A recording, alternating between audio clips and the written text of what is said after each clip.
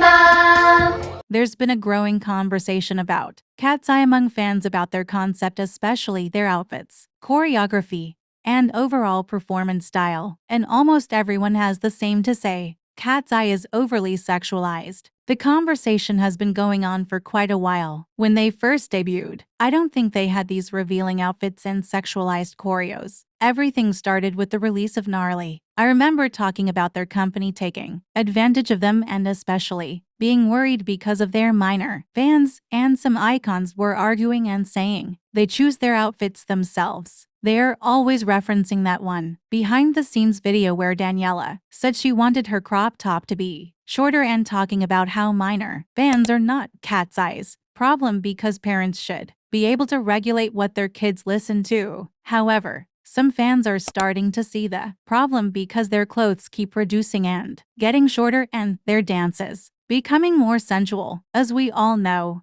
sex sells and most companies will take advantage of that, especially with their female artists. From the beginning, Katseye had that no media training image, which makes fans believe that they make huge decisions by themselves, and that is why when they were all coming out publicly on Weverse Live, everyone was cheering that they had freedom of speech. Now, it isn't a bad thing to come out to the public, but this particular situation cemented the idea that Katseye has a lot of autonomy over their career in the minds of fans. That is why they believe that their outfits were definitely chosen by them, so it isn't a problem. I'm sorry to tell you all that it was a marketing tactic. From the beginning, they were putting them in these short outfits, and Yoonchai was even a minor then. But the moment she turned 18, the outfits became shorter, almost non-existent. The choreographies also became more intense, and while some people saw the problem with this, others just thought that wasn't a big deal. During their Beautiful Chaos tour last year, the choreos were so intense,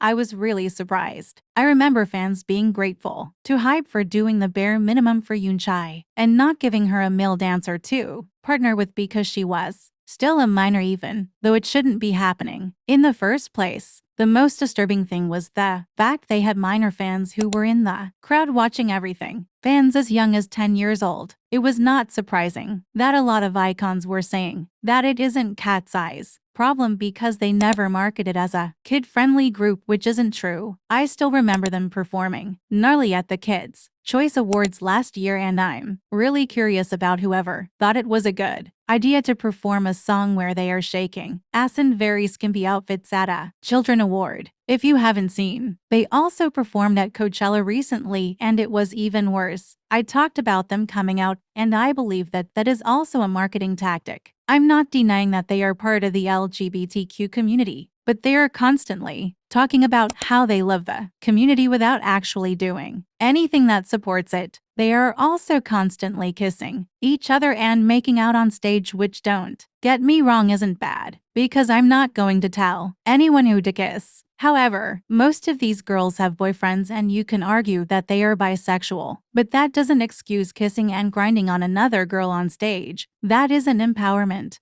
It is the fetishization of lesbians. A lot of people found it hot and sexy, but I'm sure they will see it as the cheating it. Actually, it is if it was a guy and a girl or two guys. People already don't take lesbian relationships seriously, and doing that on stage, contributing to it while claiming to be part of the community, is very telling. I remember that Laura was also humping the wall when they were performing a song that definitely didn't require all that. I need you guys to look really hard and tell me that they are not overly sexualized, that their outfits are not overly revealing. If you still can't see, then you are part of the reason why they are being sexualized in the first place, because you keep consuming content that objectifies these women. At the end of the day, this kind of conversation isn't new in K-pop. Concepts, styling, and choreography have always been debated, especially when they push certain boundaries. But what makes this situation interesting is how divided people are about it. Some see it as too much,